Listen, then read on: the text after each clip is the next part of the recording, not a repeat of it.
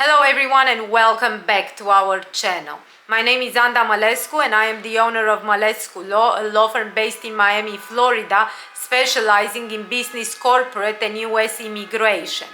We can assist you with all your immigration needs regardless of where you are currently located or where you plan to go in the United States. Today we are going to speak about the Affidavit of Support form I-864 income requirement and how to determine this income requirement and meet the income requirement for the Affidavit of Support. But before we get started, please subscribe to our channel by clicking the bell button or the subscribe button. First, the petitioner on Form I-130 automatically becomes the sponsor on the Affidavit of Support Form I-864, even if they do not meet the income requirement. Now, generally, the sponsor should show that they maintain an annual income that is at least 125% of the federal poverty income line, or at least 100% of the federal poverty income line if they are active duty members of the U.S. Armed Forces.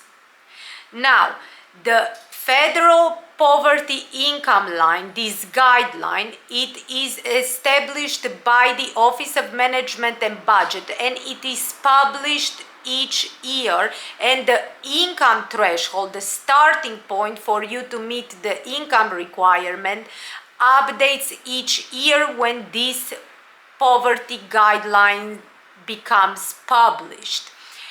Now, the key factor in determining what is the income requirement that you need to meet as a sponsor, or to be able to show as a sponsor for the purposes of the Affidavit of Support, depends on your household size, and it also depends in which year you are looking to file for the Affidavit of Support. So it depends on the federal poverty income line, the poverty guidelines established for that specific year that you are filing the Affidavit of Support. And then it also depends on whether or not you are an active duty member of the U.S. Armed Forces. This poverty guideline, you can find it published on the USCIS website. We will link below where you can find this poverty guideline. However, keep in mind that this poverty guideline updates every year, so right now you will have to use the poverty guideline for 2025 if that has already been published, of course. If you don't have it for that specific year, then you have to use the one for the prior year. But in general, you will have to use the poverty guideline at the time of filing your Affidavit of Support that is effective at the time you are filing your Affidavit of Support, and use that as a base for showing that you meet the income requirement. Another factor that contributes to the income level that you need to show for the purposes of the Affidavit of Support on Form I-864 is also your domicile. So it will depend on whether you are domiciled within the United States or Alaska or Hawaii, as well as your household size and whether or not you are an active duty member of the U.S. Armed Forces. So all of these factors will come into play when determining what is the income level that you must show as a sponsor, or that you should be able to show as a sponsor in order to file the Affidavit of Support. And of course, in case you do not meet the income level, then including your assets, then you can also look at bringing in a co-sponsor. But again, for the purposes of determining the threshold level, the income level that you must show as a sponsor, you have to take into consideration your domicile in the United States, so where are you domiciled, as well as what is the size of your household, and also whether or not you are an active duty member of the U.S. Armed Forces. And once you know this, you look at that poverty guideline that we discussed for the year and determine if you are above the income listed on that poverty guideline, the federal poverty income line. And if you are above, if your income is above what is listed there for the household size and your domicile, then you actually meet the income requirement. If not, you will have to bring in a co-sponsor, and we will discuss in another video how to meet the income requirement if you actually are not able to maintain an annual income that is at the level listed on the poverty guideline. To determine your household size for the purpose of determining the income requirement for your affidavit of support, you must include in the household size the following individuals. 1. You as the sponsor. 2. Your spouse, if you have any. 3. Your children under the age of 21 and unmarried, if you have any. 4. Any persons that are listed as dependents on the most recent IRS tax return. 5. The foreign national you are sponsoring and all their derivative family members accompanying the person being sponsored. And 6. Any immigrant for whom you filed an affidavit of support, as long as you are still under contractual obligation as a sponsor for that immigrant who obtained a green card based on your affidavit of support.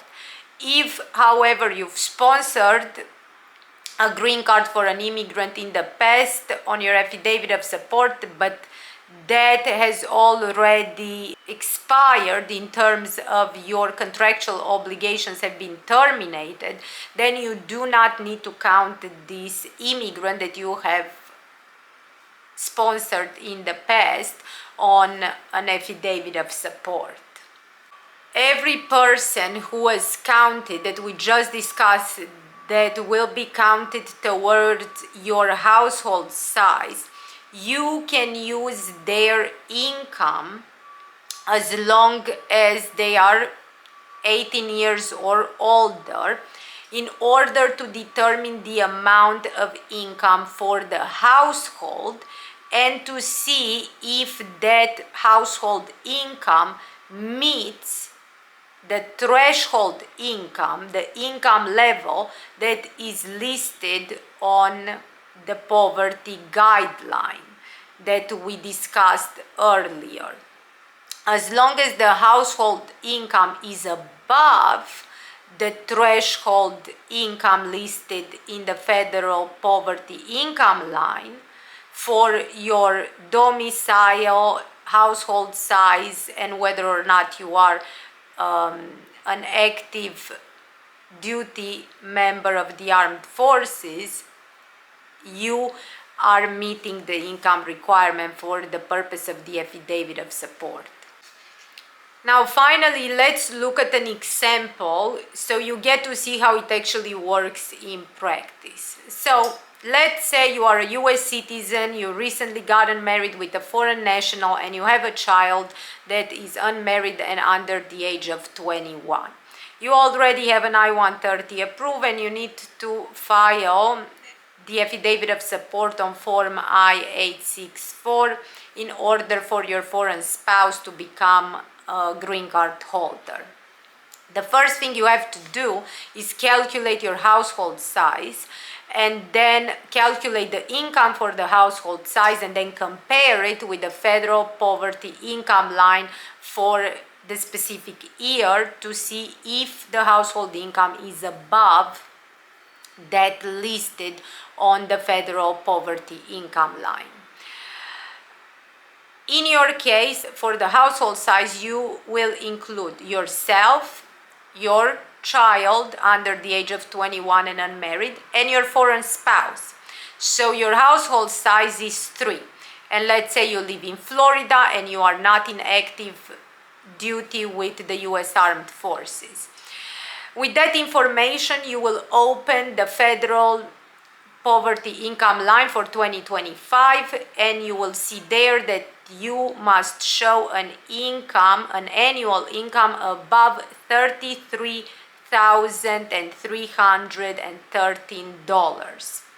As long as your household income is above, for the year, is above this level of $33,313, then you meet the income requirement for the purposes of the Affidavit of Support.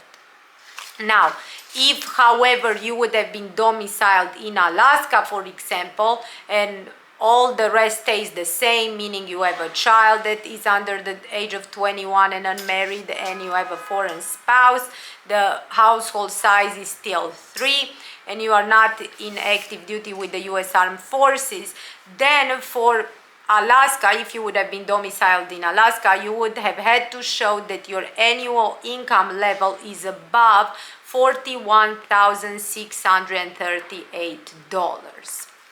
And for Hawaii, there's also a different threshold. So keep that in mind when you review the federal poverty income line and calculating whether or not you meet the income, the household income requirement, or you will need to bring in a co-sponsor.